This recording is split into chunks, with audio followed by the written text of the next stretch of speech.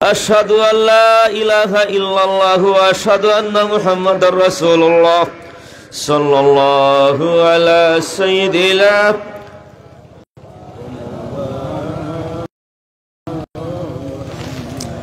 মাননীয় অপারেটর সাহেব, আপনার আওয়াজটা আরো বাড়িয়ে দেন। এই আওয়াজের উপর আমি খুশি না।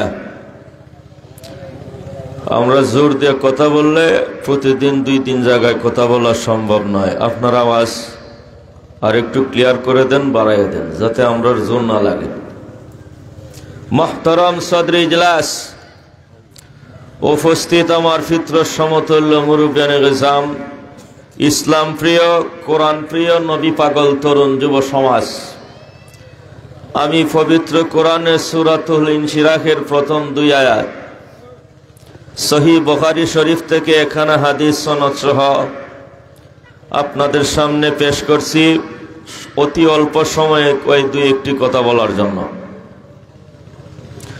হুজুর পাক সাল্লাল্লাহু আলাইহি ওয়াসাল্লাম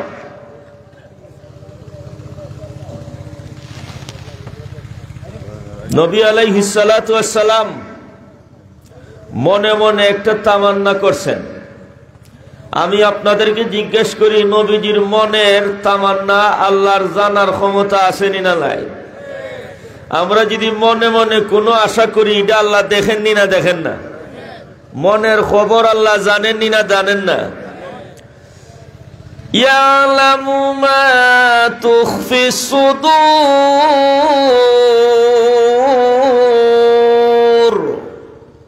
অন্তরে যেটা লুকানো আছে এটাও আল্লাহ জানেন।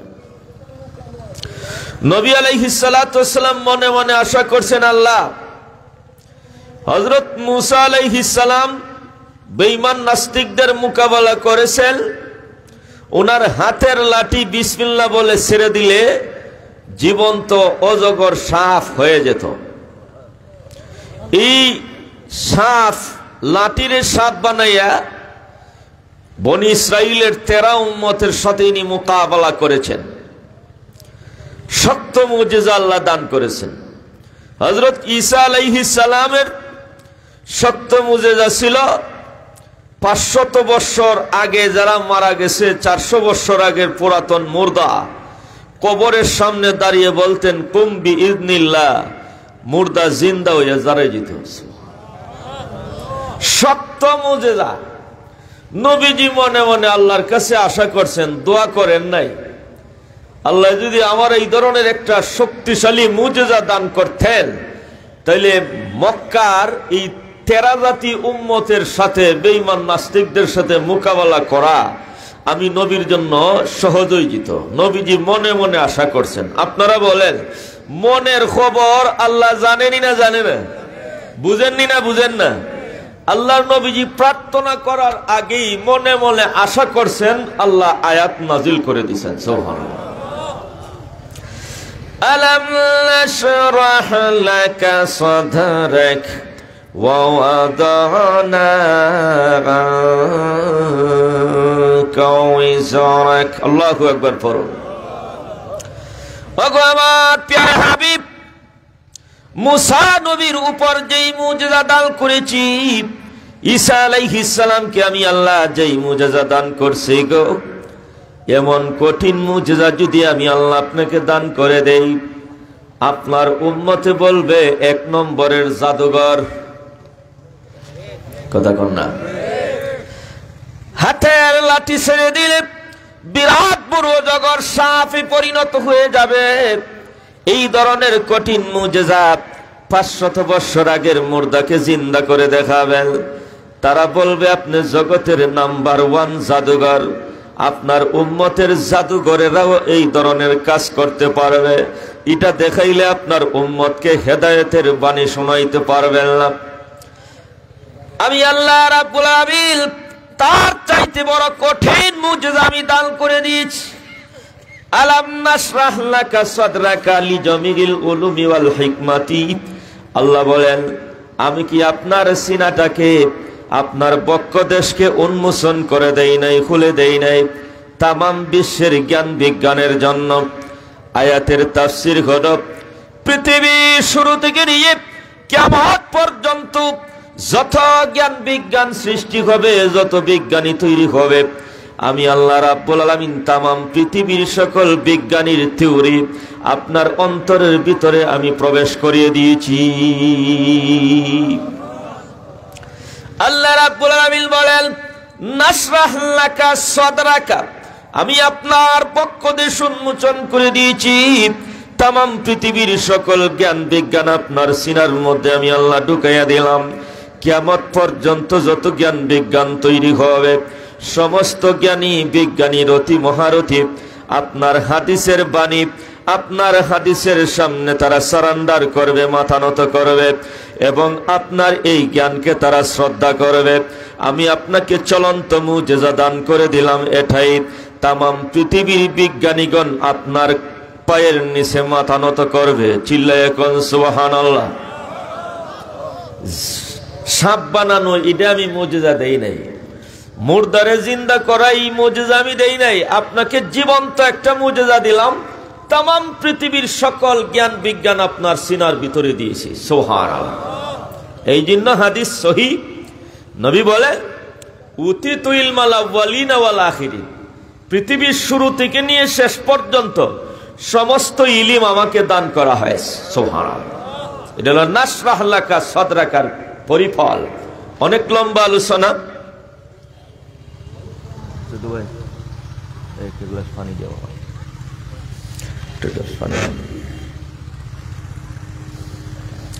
তামাম পৃথিবীর জ্ঞান বিজ্ঞান আল্লাহর নবীজিকে আল্লাহ দান করেছেন। এর প্রমাণটা কি?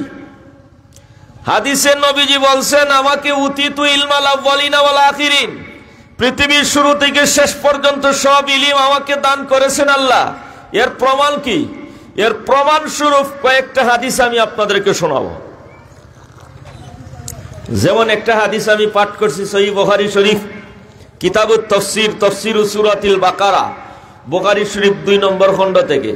আমি হাদিসটা আবার পড়ব। যে এলাকায় আসছি, যেই গ্রামে আসছি, উনি ছিলেন যুগের হাফিজুল বুখারী। এরা যদি মানে না, দেখি মানুন না তো আপনারা। বায়াম পরিসাব বুখারী শরীফের এর নাম হাফিজ হয়েছিলেন। জুরি সুরে কোন আল্লাহু আকবার। উনার গ্রামে আসছি, এই জন্য হাদিস বুখারী শরীফ থেকে এভাবেই তেলাওয়াত করতে হবে। وبالسند المتصل منا إلى الإمام الحافظ الحجة أمير المؤمنين في الحديث أبي عبد الله محمد بن إسماعيل بن إبراهيم بن المغيرة بن البردزبة الجوفي اليماني البخاري رحمه الله تعالى ونفعنا الله بعلومه وفيوضه آمين يا رب العالمين. قال الإمام الموصوف حدثنا عبد الله بن منير أنه سمع عبد الله بن بكر عن حميد الطويل عن أنس بن مالك رضي الله تعالى عنه قال سمع عبد الله بن سلام بقدوم رسول الله صلى الله عليه وسلم المدينة وهو في أرض يختلف فأتى النبي صلى الله عليه وسلم فقال يا محمد إني سائلك عن ثلاث لا يعلمهن إلا النبي فما أول أشراط الساعة وما أول طعام أهل الجنة وبما يشبه الولد إلى أبيه أو إلى أمه. তিনটা প্রশ্ন। জোরে সরে এখন কয়টা প্রশ্ন? হযরত আনাস থেকে বর্ণিত রয়েছে, আব্দুল্লাহ ইবনে সালাম রাদিয়াল্লাহু তাআলা আনহু ইহুদি বংশের সবচেয়ে বড় আলেম ছিলেন। আল্লাহর নবী যখন মক্কা ছেড়ে মদিনায় হিজরত করে গেলেন, ওই সময় আব্দুল্লাহ ইবনে সালাম রাদিয়াল্লাহু তাআলা আনহু ইহুদিদের সবচেয়ে বড় আলেম। ইনি যখন শুনলেন আল্লাহর নবী মক্কা ছেড়ে হিজরত করে মদিনায় আগমন করেছেন, উনি আল্লাহর নবীজির সামনে গিয়ে বলেন, ইয়া মুহাম্মদ, আল্লাহর নবী গো, ইন্নী সাইলুকা আন সালাসিল, আমি আপনাকে এমন তিনটা প্রশ্ন করব, লা ইয়ালামুহুন্না ইল্লা নবিয়ুল, যেই তিনটা প্রশ্নের জবাব সত্যিকার নবী ছাড়া কেউ দিতে পারবে না। আওয়াজ তুলে বলেন, ওগো নবীজি, ওরে আব্দুল্লাহর পুত্র মুহাম্মদ, যদি তুমি সত্যই আল্লাহর পক্ষ থেকে ওহী প্রাপ্ত হয়ে থাকো, যদি তুমি সত্যই নবী হয়ে থাকো, তাইলে আমার 3 প্রশ্নের জবাব দিতে পারবে, নাইলে একটা প্রশ্নের জবাব দিতে পারবে না। আমি তোমাকে পরীক্ষা করার জন্য আগমন করেছি। আমার 3 প্রশ্নের জবাব দিতে পারলে আমি নবী হিসেবে আমি সারেন্ডার করব, তোমার উপর ঈমান নিয়ে আসবো। আর যদি 3 প্রশ্নের জবাব দিতে পারো না, মদিনা থেকে গার ধরে পিটুনি দিয়ে বাহির করে দিব। চিৎকার দিয়ে বলেন নাউজুবিল্লাহ। আমার সাথে কথা বলুন, নবীজি 3 প্রশ্নের জবাব দেওয়ার মতো যোগ্যতা আসেনি না নাই? নবীজির সাথে আরশে কুরসির সম্পর্ক আসেনি না নাই? আল্লাহর সম্পর্ক আসেনি না নাই? হযরত জিবরাইলকে ডাক পিয়ন পাঠাইতে 1 সেকেন্ড সময়ও লাগবে না। চিৎকার দিয়ে বলেন সুবহানাল্লাহ। নবীজি বলেন, তুমি আমারে টেস্টিং করার জন্য আইছো, ঠিক আছে, তুমি 3 প্রশ্ন না যতটা ভালো করো। শুরু হয়ে গেছে। ফামা আউয়ালু আশরাতি সাআ ওয়া মা আউয়ালু তাগামি আহলিল জান্নাহ ওয়া বিমা ইউশবিহুল ওয়ালাদু ইলা বিহি আও ইলা উম্মিহি। ও গড নবীজি, আমার প্রথম প্রশ্ন হলো, কিয়ামতের নিদর্শন সবচাইতে বড় আলামত, যেদিন পৃথিবী ধ্বংস হয়ে যাবে গো, কিয়ামত হওয়ার সবচাইতে বড় আলামত। এই দুনিয়ার মধ্যে আল্লাহ কোনটা ঘটাবেন? সর্বপ্রথম সবচাইতে বড় কিয়ামতের আলামত কোনটা হবে? আলামতে কুবরার প্রথম আলামত কোনটা হবে? এটা যদি বলতে পারেন সত্য নবী গো, নাইলে আপনি সত্য নবী নন, আপনি বানোয়াট মিথ্যা কথা বলতেছেন। আমার 2 নম্বর প্রশ্ন হলো গো, আপনি বলেন দেখি, জান্নাতের ভিতরে আল্লাহ পাক রব্বুল আলামিন যখন সমস্ত মুমিন মুমিনাতকে জান্নাতের ভিতরে যখন ঢুকাইয়া দিবেন গো, সর্বপ্রথম জান্নাতের ভিতরে সর্বপ্রথম নাস্তা আল্লাহ কি দিয়া খাওয়াবেন? মুমিন মুমিনাতকে, মুসলমান নর নারীকে জান্নাতের ভিতরে আল্লাহ রাব্বুল আলামিন সর্বপ্রথম কি দিয়া নাস্তা করাবেন? এটা যদি বলতে পারেন সত্য নবী বলে বিশ্বাস করব, নাইলে আপনি বেজাল বানোয়াট মিথ্যা নবী। চিৎকার দিয়া কোন নাউজুবিল্লাহ। ও গো নবীজি, আমার 3 নম্বর প্রশ্ন হলো, স্বামী স্ত্রী আনন্দের সঙ্গে মিলামিশা করে গো, স্বামী তার স্ত্রীর সাথে মিলামিশা করতেছে, একবার মিলামিশা করে ছেলে সন্তান জন্ম নেয়, আবার যখন মিলামিশা করে কন্যা সন্তান জন্ম নেয়, আবার কোন সময় কোন সন্তান জন্ম নেয় না। ফাবিমা ইউশবিহুল ওয়ালাদু ইলা আবিহি আও ইলা উম্মিহি আও কালা বিমা ইয়ানজিগুল ওয়ালাদা ইলা আবিহি আও ইলা উম্মিহি। ও গো নবীজি, বলুন দেখি, কোন সময় মার পেটের ভিতরে কিভাবে সন্তানটা ছেলে সন্তান হয়ে যায়, আবার একই মিলামিশা করতেছে, আবার সন্তানটা মেয়ে সন্তান কন্যা সন্তান হয়। একই স্বামী মিলামিশা করলো, একই স্ত্রীর সঙ্গে মিলামিশা করলো, একই পদ্ধতিতে স্বামী স্ত্রী আনন্দ করলো, মিলামিশা করলো। একবার ছেলে সন্তান কিভাবে হয়, আবার মেয়ে সন্তান কিভাবে হয়, মায়ের পেটের ভিতরে কিভাবে বাচ্চাটা ছেলে সন্তান হয়, আবার কিভাবে মেয়ে সন্তান কন্যা সন্তান হয়ে গো, এটা যদি বলতে পারেন, আপনাকে আমি সাক্ষ্য দিব, এই দুনিয়ার বুকে আপনি হলেন একজন সত্য নবী। আপনারা কইন, নবীজির উত্তর দেওয়ার ক্ষমতা আসেনি না নাই? কথা কইন, উত্তর দেওয়ার ক্ষমতা আসেনি? ক্ষমতাটা কিভাবে? ওয়ামা ইয়ানতিকু আনিল হাওয়া ইল হুয়া ইল্লা ওয়াহয়ুন ইউহা। ক্ষমতা কইতে কে? একটু জোরে সোরে কোন কইতে কে? আল্লাহ দিবা। প্রশ্নের জবাব করতে কে আইবা? মোহাম্মদ হরগিজ না গুফতা তা না গুফতা জিবরাইল, মৌলভী হরগিজ না গুফতা তা না গুফতা মৌলানা, মৌলানা হরগিজ না গুফতা তা না গুফতা মুস্তাফা, মুস্তাফা হরগিজ না গুফতা তা না গুফতা জিবরাইল, জিবরাইল হরগিজ না গুফতা তা না গুফত রাব্বুল জলিল। আল্লাহু আকবার জোরে কইলে কোন হইব? এটা হলো আমরা সনদ। আমি কথা বলবো, আমার উস্তাদ কথা না বললে নাই। কথা বলেন ঠিক না ঠিক? আমার সনদ আল্লামা শাহ আহমদ শফি নব্বরাল্লাহু মারকাদাহু, মৌলভী কথা বলে মৌলানা থেকে শিখে, মৌলানা কথা বলে মোস্তফা থেকে নবীজি থেকে শিখে, নবীজি কথা বলে জিব্রাইল থেকে শিখে, জিব্রাইল কথা বলে আল্লাহ থেকে শিখে। সুতরাং মৌলভীর কথা যতক্ষণ পর্যন্ত নবীর সনদের সাথে মিলবে ওই মৌলভীর কথা ঠিক থাকবে। মৌলভীর কথা যদি নবীজির কথার সাথে অ্যাডজাস্ট না হয় ওই মৌলভীর কথা ডাস্টবিনের চাইতে আরো নিকৃষ্ট। আওয়াজ তুলে বলুন ঠিক না বেঠিক? মৌলানা সাদ সাহেবের কথা মিথ্যা কেন মুস্তফার কথার সাথে বলে নাই? একটু আওয়াজ তুলে বলেন ঠিক না বেঠিক? মৌলভী হরগিজ না গুফতা তা না গুফতা মৌলানা, মৌলানা হরগিজ না গুফতা তা না গুফতা মুস্তফা, মুস্তফা হরগিজ না গুফতা তা না গুফতা জিব্রাইল, জিব্রাইল হরগিজ না গুফতা তা না গুফতা রাব্বুল জলিল। মৌলভী সাদ সাহেবের কথা অগ্রহণযোগ্য হওয়ার কারণ হলো যে মুস্তফার কথার সাথে বলে নাই। আওয়াজ তুলে বলেন ঠিক না ঠিক? এই বয়ান দিতে আমার সময় নাই, এই জন্য এইদিকে আমি যাচ্ছি না। মৌলভী সাদ সাহেব গুমরাহ এই জন্য, একজন আলিম যতক্ষণ পর্যন্ত মদিনার সনদের সাথে অ্যাডজাস্ট তার কথা হবে ততক্ষণ পর্যন্ত আলিমের কথা দলিল। আলিমের কথা যদি নবীজির কথার বিরুদ্ধে যায়, আলিমের কথা যদি সহিহ হাদিসের বিরুদ্ধে যায়, আলিমের কথা যদি কোরআন বিরোধী হয় ওই আলিমের কথা গ্রহণযোগ্য হবে না, হবে না, হবে না, হবে না। যে কোনো মোল্লায় কোক সনদ আইতিব নবীজি থেকে। কথা বলেন, সনদ আসতে হবে কোন জায়গা থেকে? মৌলভী সাদ সাহেব বলছে নবীগণ তাবলীগ করতে এদের অনেক ত্রুটি বিচ্যুতি হয়েছে, এদের অনেক কমতি হয়েছে।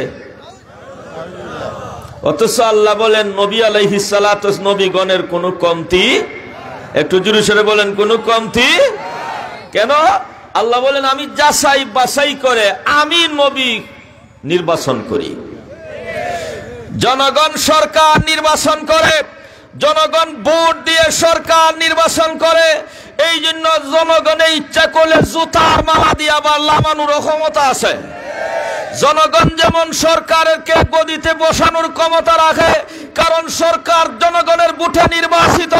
যেই সরকার জনগণের ভোটে নির্বাচিত ওই সরকার জনগণের লাথি খাইয়া বিদায় নিতে বাধ্য, বাধ্য, বাধ্য। নবীগণকে আল্লাহ নির্বাচন করেন। আল্লাহ যতদিন পর্যন্ত আল্লাহ নির্বাচনের মধ্যে কোন ধরনের ভুল ত্রুটি হতে পারে না, পারে না। এই জন্য নবীগণ কোনো ভুল করতে পারে না। কথাটা বুঝাইতাম পারছি? নবী নির্বাচন করে কে? জনগণের ভোটে। জনগণের ভোট দিতে ভুল হয়, কথা কয় না। ভুল সরকার নির্বাচন করতে পারে জনগণ, জোরে সোরে কোন ঠিক না? আল্লাহ আল্লাহ নবী নির্বাচন করতে আল্লাহর কোনো ভুল ত্রুটি হতে পারে? এই জন্য নবীগণ ভুলের ঊর্ধ্বে। সাদ সাহেব বলতেছে জিনা নবীগণ ভুলের ঊর্ধ্বে না, ভুল করতে পারে। নাউজুবিল্লাহ খাও। এই জন্য আমি বলছি আলিমের কথা ততক্ষণ পর্যন্ত দলিল হবে যদি হাদিসের মুআফিক হয়, কোরআনের মুআফিক হয়, নাইলে আলিমের কথা এটা শয়তানের দালালি ছাড়া কিছু নয়। সামনে আসুন। নবীজি বলেন আব্দুল্লাহ ইবনে সালাম, আব্দুল্লাহ ইবনে সালামের পরিচয় হলো ইনি ইহুদিদের সবচেয়ে বড় আলেম। বলা হয় তাওরাত, জবুর, ইনজিল 3 কিতাবের হাফিজ দুনিয়াতে যদি থাকে তাহলে আব্দুল্লাহ ইবনে সালাম আছে। আল্লাহু আকবার। এত বড় আলেম ছিল বেটা ইহুদিদের মধ্যে। ভাইয়া কয় 3 প্রশ্নের জবাব দাও। এখন নবীজি জবাব দেওয়ার ক্ষমতা আছে তো ইনশাআল্লাহ। কেমনে জবাব দিবেন? ইন হুয়া ইল্লা ওয়াহয়ুন ইউহা। আল্লাহু আকবার।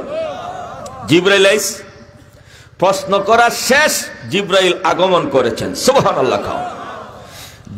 প্রশ্ন শুরু হয়েছে আর আল্লাহ জিবরাইলকে পাঠিয়ে দিয়েছেন। নবীজি উত্তরে বলতেছেন আখবারানি বিহিন্না জিবরিল ও আনিহা, এর প্রশ্ন কইরা শেষ।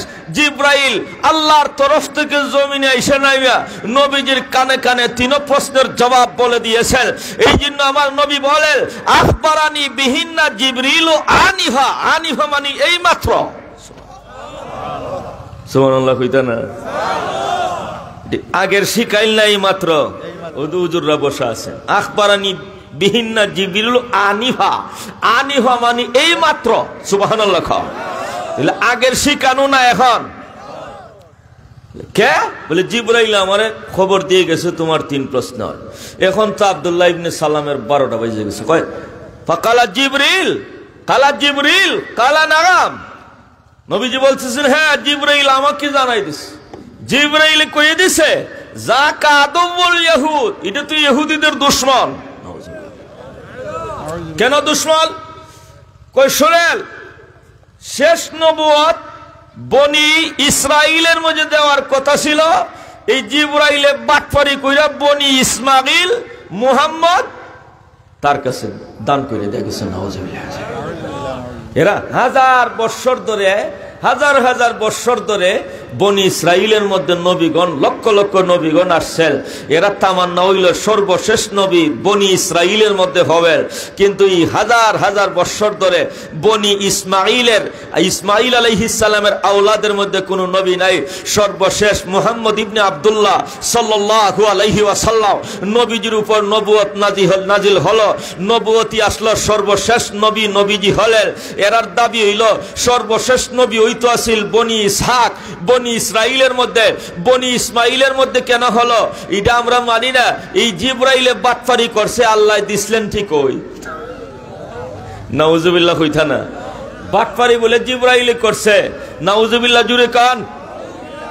আল্লাহ কইন নবীজি কইয়া দাও মা কানা গাদুয়াল লিজিবরিল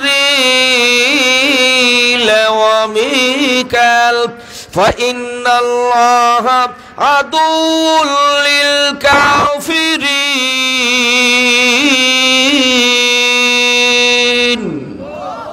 আল্লাহ কই দেন, নবী কয়ে দাও, সংক্ষিপ্ত কইলাই যে ওগো নবীজি বলে দেন যে কইব জিব্রাইল তার দুশমন, আমি আল্লাহ তার দুশমন।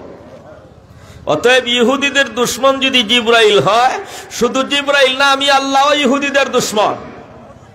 এখন একটা কথা বলেন, যে আল্লাহ পাক রব্বুল আলামিন ইহুদিদেরকে এই কথা বলেছেন আমি ইহুদিদের দুশমন, আমি আল্লাহ ইহুদিদের প্রতিপক্ষ দুশমন, ওই ইহুদিদের সাথে মুসলমানদের বাহ্যিক সম্পর্ক হতে পারে না, অর্থনৈতিক সম্পর্ক হতে পারে না, কূটনৈতিক সম্পর্ক হতে পারে না, পারে না, পারে না। এই জন্য ফিলিস্তিনকে তামাম বিশ্বের মুসলিম সমর্থন জানাইতে হবে। আওয়াজ তুলে বলেন ঠিক না ঠিক? সামনের দিকে আসেন, আমার সময় কম।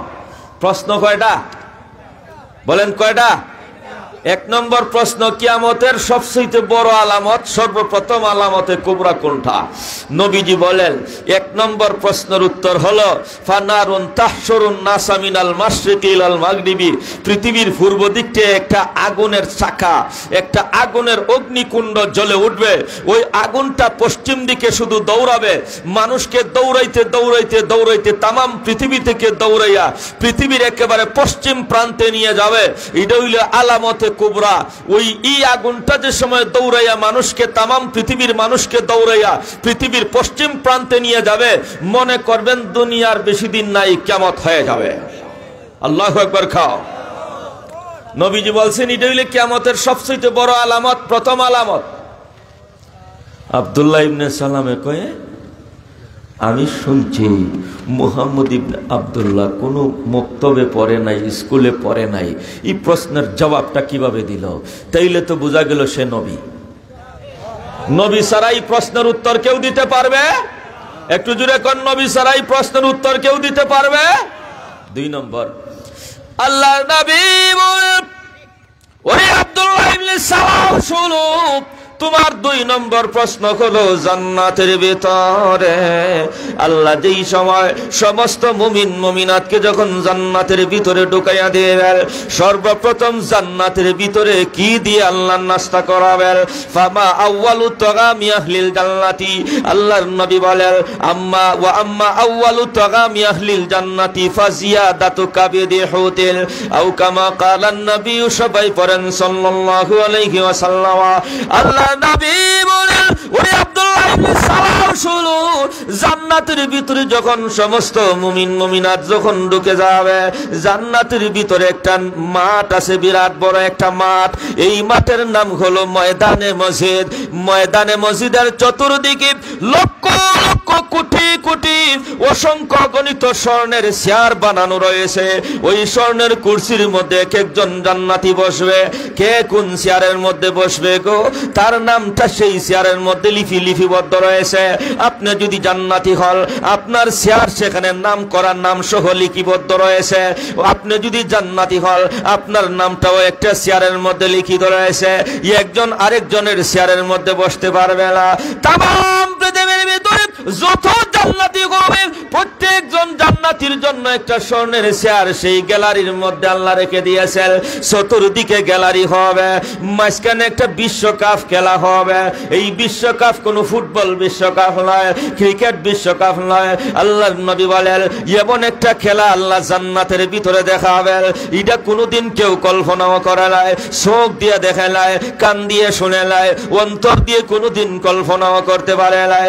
উমদাতুল কারি শরহে সহিহুল বুখারী এই কিতাবের মধ্যে রয়েছে, আরেকটা রিওয়ায়াতের মধ্যে হাদিসের মধ্যে রয়েছে আল্লাহ পাক জান্নাতের ভিতরে ওই ময়দানে মসজিদের ভিতরে আল্লাহ একদিকে একটা গরু, একটা জীবন্ত একটা গরু উত্তোলন করে দিবেন, দাঁড় করাইয়া রাখবেন। আরেকদিকে একটা বিরাট বড় মাছ দাঁড় করাইয়া দিবেন। মাছ বনাম গরু লড়াইটা হবে গো। ও বাবাগণ বন্ধুগণ শুনেন, গরু গরু লড়াই দেখছেন আপনাদের কানাইঘাটের হাওড়া এলাকার মধ্যে গরুর সাথে গরু লড়াই হয়। গরুর সাথে গরুর লড়াই দেখলেন কত সুন্দর লাগে, আপনারা দেখলেন। মাছ মাছের সাথে লড়াই করতে পারে, পানির মধ্যে মাছ থাকে, গরু থাকে শুকনা জমিনের মধ্যে। এই গরু এবং মাছে লড়াই করবে। মাছ যদি শুকনার মধ্যে যায় 5 মিনিটের বেশি বাঁচতে পারবে না, আবার গরু যদি পানিতে ডুবে যায় 5 মিনিটের বেশি বাঁচতে পারবে না। এই দুইটা বিপরীতমুখী জানোয়ারকে আল্লাহ রাব্বুল আলামিন জান্নাতের মধ্যে আল্লাহ লড়াই দেখাবেন, আল্লাহ লড়াই লাগাইয়া দিবেন। একদিকে মাছ থাকবে আর একদিকে গরু থাকবে। মাছ বনাম গরু লড়াইটা হবে। জোরে সোরে কোন আল্লাহু আকবার। মাছে আর গরু লড়াই হয় কেমনে? জোরে সোরে কোন আল্লাহু আকবার। এখন লড়াই তো চলছে, লড়াই হইতে হইতে হইতে হইতে কিতাবের মধ্যে লেখে এখন লড়াই টাসাটাসি ফিরিস্তা উইসেল বাজাবে, লড়াই শুরু হয়ে গেছে। এখন লড়াই গরুটা কতটুকু বড় হবে রিওয়ায়াতে আছে, এই গরুটার সিং হইব দুনিয়া থেকে আসমান পর্যন্ত লম্বা। একটু জুড়ে খান। এখন ই গরুর সাথে মাথা ধরাইব মাছে, মাছটা কি ছোট না বড়? কতটুকু বড়? মাছের লেজটা হইব এই দুনিয়ার চেয়ে 7টা দুনিয়ার সমান। সুবহানাল্লাহ কও। দীর্ঘক্ষণ ইলা মাশাআল্লাহ, আল্লাহ যতটুকু চান ততদিন পর্যন্ত লড়াই চলবে। কতদিন পর্যন্ত লড়াই চলবে, কয় ঘন্টা লড়াই চলবে, এটা কোনো হাদিসে বর্ণিত নাই। ইলা মাশাআল্লাহ, আল্লাহ যতদিন পর্যন্ত চান, যত সময় পর্যন্ত চান লড়াই চলবে। আর আমরা আনন্দ ফুর্তি করব, জান্নাতের ভিতরে বসে বসে লড়াইটা দেখব। ঠাস লড়াই চলবে, গরুও হারে না, মাছও হারে না। সর্বশেষ দেখা যাইব গরু তার সিংটা মাছের হেডের ভিতরে ঢুকাই দিব।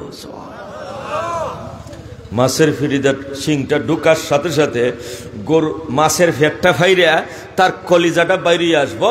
নবী বলেন আম্মা আউয়ালু তাগামি আহলিল জান্নাতি ফাজিয়াদাতু কাবিদি হুতিল। ওই মাছের কলিজার সাথে আরেকটা দিল তাহে। গরু জবাই করলে দেখুন কলিজার সাথে খোলার তুরের মতো আরেকটা থাকে। মাতুন না দিয়ে আপনারা এটারে কয় দিল। জিয়াদাতু কাবিদি হুতিল।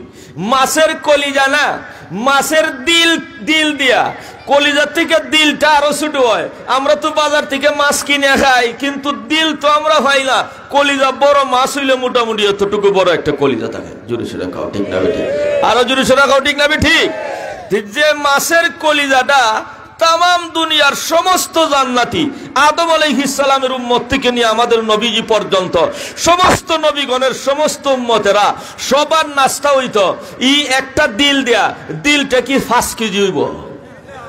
মাতুন না 200 স্যার, 5 কেজি হইলে চলবো? সবাই ফুসবো? এই দিলটা কত বড় হইব, মাছটা কত বড় হইব? আল্লাহর নবী বলেন এই মাছের দিলটা বাইরে আওয়ার সাথে সাথে ইটা বুনা হইয়া তামাম জান্নাতের ময়দানে মসজিদের গ্যালারির চতুর্দিকে লক্ষ লক্ষ কোটি কোটি জান্নাতি নর নারী সকলের সামনে প্লেটের মধ্যে গিয়ে হাজির হয়ে যাব। এটা হলো জান্নাতের প্রথম নাস্তা। This is the first breakfast in heaven. জান্নাতের ভিতরে সর্বপ্রথম নাস্তা। আল্লাহু আকবার, জোরে সোরে খাও। জান্নাতের সর্বপ্রথম নাস্তা কি দিয়া? মাছের কলিজা। বলেন মাছের দিল, জোরে সোরে বলেন কি দিয়া? সবাই খাইব মাছের কলিজা খাইয়া শেষ মাছ আল্লাহ পাক বলবেন কুম বিইজনিল্লাহ, দাঁড়াই যাও। মাছ দাঁড়াই যাইব, মাছ জিতা হইয়া আবার দাঁড়াই যাব। যে মাছের কলিজা দিল খাইয়া ফেলাইছি, মাছ আবার দাঁড়াইব, আবার ফিরিস্তায় সিগন্যাল দিব, আবার লড়াই শুরু হয়ে যাবে। দীর্ঘক্ষণ হাফ এন আওয়ারের পরে এখন আবার দিক ফালতেইয়া দ্বিতীয় দফায় লড়াই শুরু হয়ে গেল, খেলা শুরু হয়ে গেল। খেলতে খেলতে খেলতে লড়াই করতে করতে কেউ কেউরে হারাইতে পারে না। এই দ্বিতীয় পর্যায়ে গিয়া দেখা যাইব মাছে হঠাৎ কইরা লড়াইয়ের শেষের দিকে টাইমে মাছের লেজটা দিয়া গরুর পেটের মধ্যে একটা বাড়ি মারবো। গরু এই সময় ফিরাইতে পারবে না, এই সময় গরুটা ফিরাইতে পারবে না। মাছের লেজটা গরুর পেটের ভিতরে ঢুকে যাব। গরুর পেটটা ভাইরা গরুর কলিজাটার সামনে আসবে, আর এই কলিজা গরুর কলিজা দিয়া আল্লাহ পাক রব্বুল আলামিন 2 নম্বর নাস্তা জান্নাতের ভিতরে পরিবেশন করাই দিবেন। সুবহানাল্লাহ। এখন বলেন জান্নাতের ফার্স্ট নাস্তা হইল মাছের কলিজা, 2 নম্বর নাস্তা হইল গরুর কলিজা। দলিল বুখারী শরীফের হাদিস। মাথুন না 2 নম্বর নাস্তা কি? গরুর কলিজা। এখন কথা বলেন এই হাদিসের ব্যাখ্যার মধ্যে একটা কথা বলে যায়। আমরার দেশ হুজুরের দাওয়াত দিলেন, বড় হুজুরের দাওয়াত দিলেন, লক্ষ্মীপুর হুজুরের দাওয়াত দিলেন, অথবা বিয়া শাদির প্রোগ্রাম লাগছে, মাছও আছে গুস্তও আছে। মাছ আগে হইতো না গুস্ত আগে হইতো? কেউ মাছ আগে খায়, কেউ গুস্ত আগে খায়।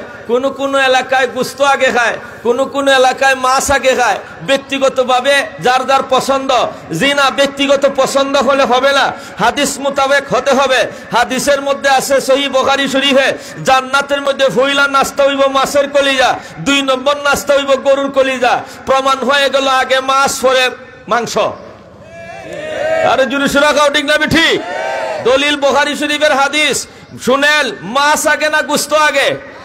সবাই কয় না মাছ আগে না গুস্ত আগে? কেন? জান্নাতের ভিতরে গিয়া যখন আমরা আগে খাইমু মাছ পরে খাইমু গুস্ত, আল্লাহ কইবা যে এরা যখন দুনিয়া তুই সিরিয়াল ফলাইছে এরা এইদিকে ওই দাও। ঠিক না? এই সিরিয়ালটা দুনিয়ার মধ্যে ফলাইতে রাজি আসিনি না? নাই, সময় নাই, তারা যখন রাজি আসি তো ইনশাল্লাহ ইয়াদ থাকবো। তো দেখি কার কার ইয়াদ থাকবো। আগে মাছ না গুস্ত? ছোট্ট একটা মশলা, আগে মাছ হইতো না গুস্ত হইতো? হুজুর যেসাটা খাইমো, যেসাটা খাইলে খাইতে পারেন। জান্নাতের সিরিয়াল দুনিয়ার থেকে ফালাইতাম রাজি আসিনি না? নাই। আল্লাহ তৌফিক দাও। আগে মাছের পরে গুস্ত। কেউ যদি মাছ খায় ওই না তার লাগে ভিন্ন কথা। কয় নম্বর প্রশ্ন গেল? কয়লে বলেন কয় নম্বর? নবীজি উত্তর দিতে পারছেন? নবীজি উত্তর দিতে পারছেন। শিখাইলেন কে? জিবরাইল। আব্দুল্লাহ ইবনে সালাম ইহুদি ধর্মের সবচেয়ে বড় পণ্ডিত আলিম, মাথা নত কইরা কয় তারে আইলাম আটকাইতাম, হে তো সব প্রশ্নের জবাব দেয়। জোরে সোরে কোন আল্লাহু আকবার। আল্লাহ নবী বলেন ওয়াইদা সাবাকা মাউর রাজুলি আলা মাইল মারআতি নাযাগাল ওয়ালাদা ওয়াইদা সাবাকা মাউল মারআতি আলা মাইর রাজুলি নাযাগাত। জোরে সোরে কোন আল্লাহু আকবার। 3 নম্বর প্রশ্নের জবাব। 3 নম্বর প্রশ্নটা ছিল কিতাব আর স্মরণ করাই দেই। জামাই বউ একসাথে মিলামিশা করে, একবার মিলামিশা করলে ওই ছেলে, আর একবার মিলামিশা করলে ওই মেয়ে। কথা কোন ঠিক না? একই স্বামী একই স্ত্রী, একই স্বামী, আল্লাহর ওয়াস্তে একটা মিনিট, একই স্বামী একই স্ত্রী, একই পদ্ধতির মিলামিশা, একবার ছেলে হইল কেন আর একবার মেয়ে হইল কেন, কিভাবে হয়?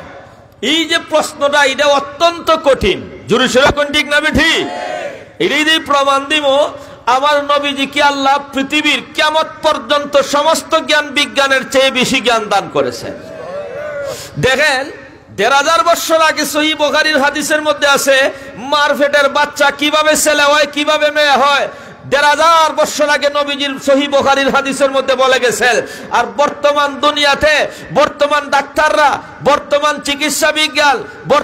চিকিৎসা বিজ্ঞানী কথাটা শিখছে মাত্র ৩০ বছর আগে। কয় বছর আগে? জুড়ে কোন কয় বছর আগে?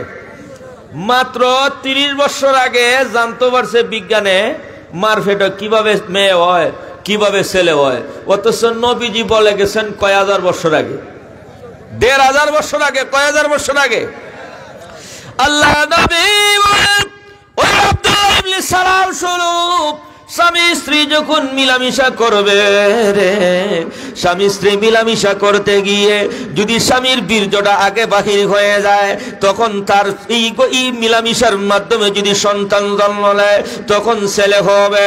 আর যদি মায়ের বীর্যটা, মেয়ের বীর্যটা যদি আগে বাহির হয়ে যায়, মিলামিশা করতে গিয়ে যদি স্ত্রীর বীর্যটা আগে বাহির হয়ে যায়, ওই মিলামিশার মাধ্যমে আল্লাহ যদি কোনো সন্তান দেয়, ওই সন্তানটা কন্যা সন্তান হিসেবে জন্ম নিবে। জোরে সোরে কোন আল্লাহু আকবার।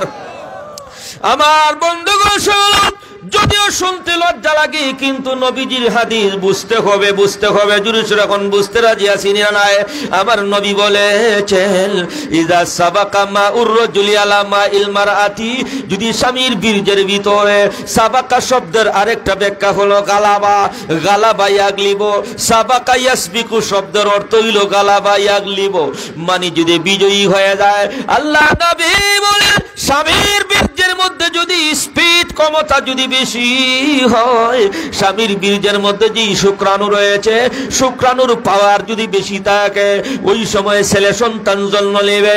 আর স্ত্রীর বীর্যের মধ্যে যেই ডিম্বাণু আছে, ওই ডিম্বাণুর পাওয়ার এবং ক্ষমতা যদি বেশি হয়, তখন কন্যা সন্তান জন্ম নিবে। জোরে সোরে কোন আল্লাহু আকবার। কয়টা ব্যাখ্যা? জোরে সোরে কোন কয়টা? ১ নম্বর, যদি স্বামীর বীর্য আগে বাইর হয় ছেলে, মেয়ের বীর্য যদি আগে বাইর হয় মেয়ে। এক ব্যাখ্যা। আরেকটা ব্যাখ্যা হইল স্বামীর বীর্যের মধ্যে শুক্রাণু আছে, শুক্রাণুর পাওয়ার যদি বেশি হয় তৈল হইব ছেলে। আর মেয়ের বীর্যের মধ্যে ডিম্বাণু আছে, এই শুক্রাণু আর ডিম্বাণু এই নামগুলো দিছে বর্তমান আধুনিক বিজ্ঞান। এই ডিম্বাণুর মধ্যে যদি পাওয়ার বেশি থাকে, সাবাকা এই গালাবা যদি বিজয়ী হয়, তার যদি পাওয়ার বেশি থাকে মেয়ের বীর্যের মধ্যে, তখন মেয়ে হবে। আর ছেলের বীর্যের মধ্যে যদি পাওয়ার বেশি থাকে স্বামীর বীর্যের মধ্যে, তাহলে ছেলে হবে। আমার বন্ধুগণ, এখন আমার নবীজি ১,৫০০ বছর আগে এই কথার সিদ্ধান্ত দিয়েছেন মার পেটে কিভাবে মেয়ে হয় কিভাবে ছেলে হয়। আধুনিক বিজ্ঞান জানতে পারছে ২৫ থেকে ৩০ বছর আগে। আমার নবীজি সমাধান দিয়েছেন ১,৫০০ বছর আগে। তাইলে আবার বলুন, আমার নবীজি তাম পৃথিবীর বিজ্ঞান জানতেন না জানতেন না? তোমরা মাত্র জানছো ৩০ বছর আগে, অথচ নবীজি জানেন আমরা জানাই দিচ্ছেন কত হাজার বছর আগে, ১,৫০০ বছর আগে। কুত্তায় জোড়া ২ নম্বর, সময় নাই বলতাম। কুত্তায় যদি কোনো বর্তনের মধ্যে সাদা দেয়, তিরমিজি আবু দাউদের হাদিস, ইজা ওয়ালাগাল কলবু ফি নায়াহাদিকুম ফাগসিলুহু সাবআ মাররাত ওয়া আফিরুহু সামিনাতা বিতুরাব। কুত্তায় যদি কোনো বর্তন সাদা দেয়, এই পানি না পাক, পানি ফালাই দাও, আর এই বর্তনকে ৭ বার ধুইতে হবে। এই বর্তনকে ৭ বার ধুইতে হবে। নবীজি কেন বললেন? অথচ ৩ বার ধুইলে পাক হয়। বিজ্ঞানীরা, কানাডা আমেরিকার সকল বিজ্ঞানীরা আজ থেকে ২০০ বছর আগে সবাই এটা নিয়ে গবেষণা করছে। গবেষণা করে পাইছে কুত্তার লালার মধ্যে এক ধরনের জীবাণু থাকে। এই জীবাণু রাসায়নিক দ্রব্য দিয়ে যায় না। তারা যখন মাটি দিছে, মাটি দেওয়ার পরে দেখা যায় এই কুত্তার জিহ্বার মধ্যে যে লালা আছে, এই লালাটা এই জীবাণু মাটির দ্বারা ধ্বংস হয়ে যায়।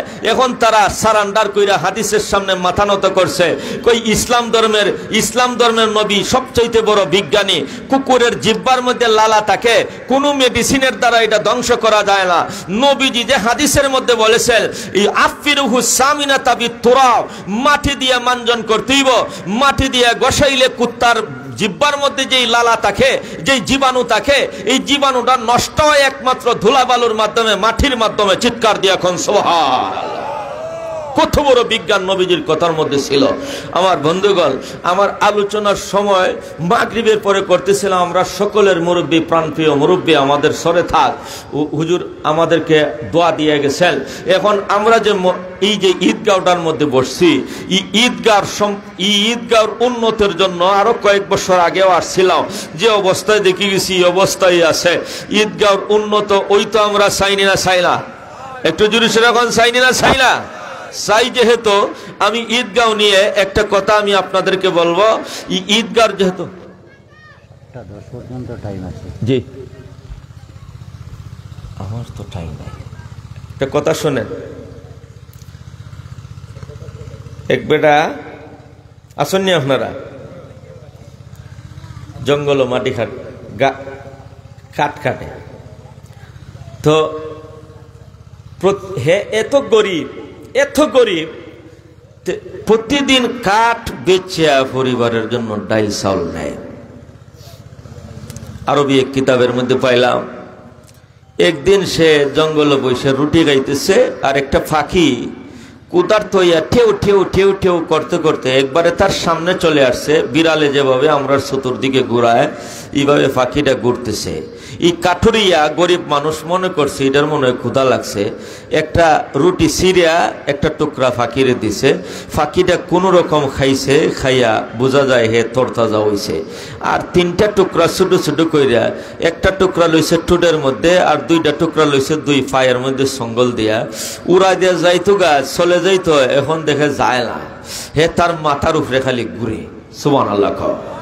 মাথার উপরে গুইরা সামনেটা যায়, আবার আয়, আবার মাথার উপরে গুইরা আবার সামনেটা যায়। মানে এই ফাঁকিটায় মেসেজ দিতেছে, মুখের বাসা নাই, বুঝাইতেছে তুই আমার সাথে আয়। সুবহানাল্লাহ। তখন এই লোকটা বুঝতে পারলো এই ফাঁকি আমার নিতে চায়, ফাঁকির পিছে ভিজে যাইতেছে। ফাঁকি উড়াল দিয়ে যায় আর পিছনের দিকে চায়, দেখে লোকটা আইছে। কিছুক্ষণ যাওয়ার পরে একটা বিরাট গর্ত, গর্তের সামনে একটা ছোট্ট একটা গর্ত, এই গর্তের মধ্যে আরেকটা ফাঁকি বসে রয়েছে, এটার 2 চোখ নাই। সুবহানাল্লাহ, বড় আস্তে কইলা, 2টা চোখ নাই। এই ফাঁকির আগমন টার পায়, এই ফাঁকিটা ঠা ঠা করতেছে, চোখ নাই। এই লোকটাই গরিব মানুষটা কাটুরিয়া দেখতেছে, এই 3 টুকরা রুটি একটা একটা কইরা এই ফাঁকির মুখে দিছে। সুবহানাল্লাহ। আর এই অন্ধ ফাঁকিটা এই 3 টুকরা ছোট ছোট 3টা টুকরা রুটি খাইয়া এর জানটা বাঁচছে। আল্লাহু আকবার খাও। ওই সময় কাটুরিয়া গরিবে কয়, আল্লাহ মাত্র আমি কেড়েই আরো বেশি দিলাম না, আমি তো জানি না হে যে অন্ধ ফাঁকির লাগিয়ে আনতেছে আমার এই রিজিক, এটার মধ্যে যে ছিল।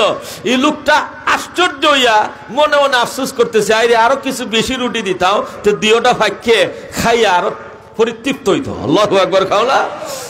এখন ফাঁকি তো খাওয়াইয়া, এখন অন্ধ ফাঁকিরে পানি খাওয়াইতো, বড় গর্তের মধ্যে নামছে, লাইমা ঠুট দিয়ে পানি লইয়া অন্ধ ফাঁকিটারে খাওয়ায়। সুবহানাল্লাহ। তখন এই কাঠুরিয়ার 2 চোখ দিয়ে পানি আইছে, বসে বসে কাঁদতেছে।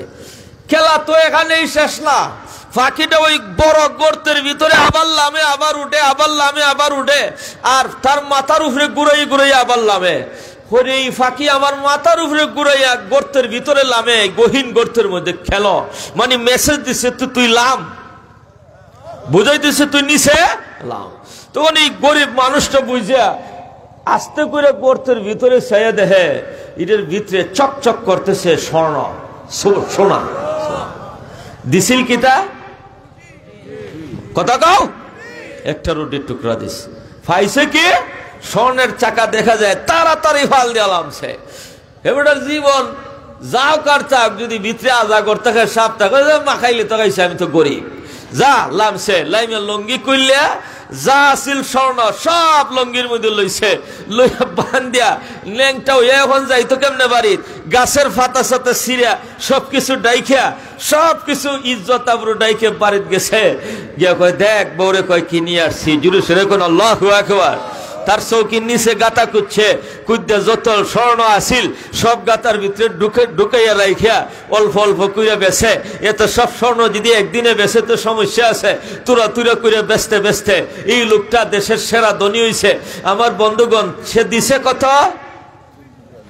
এক টুকরা, সামান্য এগুলা টুকরা রুটি। আল্লাহ পাক তারে বানাই দিছে দেশের সেরা ধনী। আপনি যখন সৎকা করবেন, যে কোনো প্রাণীকে খাওয়াইলেও সৎকা হয়, মসজিদে দিলে সৎকা হয়, মাদ্রাসায় দিলে সৎকা হয়, ঈদগায় দিলে সৎকা হয়, ফকিরের রাতও দিলে সৎকা হয়। আল্লাহ ছোট্ট দানের মাধ্যমে আল্লাহ বড় ধনী বানাই দিবেন। কে আছেন ভাই? 5,000 টাকা দিবেন ঈদগার মধ্যে। তাড়াতাড়ি বলেন আমার সময় কম, আমি যাইতাম গিয়ে, আমার সময় কম। সুবহানাল্লাহি ওয়া বিহামদিহি সুবহানাল্লাহিল আযীম। আল্লাহ বড় ধনী বানাই দিবেন। আল্লাহ দুনিয়াতেই দান করে দিবেন, পরকালেও দিবেন। সুবহানাল্লাহি ওয়া বিহামদিহি সুবহানাল্লাহিল আযীম। তাড়াতাড়ি কই 5,000 টাকা কে দিবেন ঈদগাঁও? আল্লাহ এই দিনই একটা শিগারে ইসলাম, ইসলামের নিদর্শন। তাড়াতাড়ি কই ভাই। হুজুর আমার সময় কম, সময় চলে যেতেছে, আমি অনেক দূর যাইতাম ভাই। তাড়াতাড়ি কন, কেউ যদি দেন নাইলে দোয়া করে নিলাম। আল্লাহুম্মা সাল্লাল্লাহু আলা সাইয়্যিদিনা মাওলানা মুহাম্মদ ওয়া আলা আলিহি। আলহাজ হাবিব মেম্বার সাহেব 20,000 টাকা দিচ্ছেন।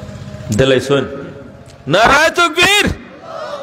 হাবিবুর রহমান সাহেব, আলহাজ হাবিব আহমদ সাহেব, আল্লাহ 20,000 টাকা দিয়েছেন। আল্লাহ সৎকারে কবুল আর মঞ্জুর ফরমাও। আল্লাহ লক্ষ কোটি টাকার মালিক বানাও। মনের যত আশা আছে পূর্ণ ফরমাও। সবাই বলেন আমিন। আর কে আছি ভাই? তাড়াতাড়ি বলেন সুবহান।